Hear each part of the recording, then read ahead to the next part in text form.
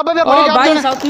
पड़ीका ले लीधा है और मारी पासे छूटा ठोकीए है पण मारे पैसा न देवा ने એટલે હું નાટક કરીશ કે અરે યાર છૂટા નથી પડ્યા ને એમ કહીશ કે ભાઈ તમાર પાસે હોય તો દઈ દો ને તો અમને છૂટા ચોખ્ખા દેખા તારા ખીચામાં 10 રૂપિયા તમારે લુખા તો ખાઈ નહીં અમે કે હવે હું એમ કહીશ કે આ ભાઈ હાલો ભાઈ જોવા માંગો તો ભાઈ પ્લીઝ સપોર્ટ કરજો ભાઈ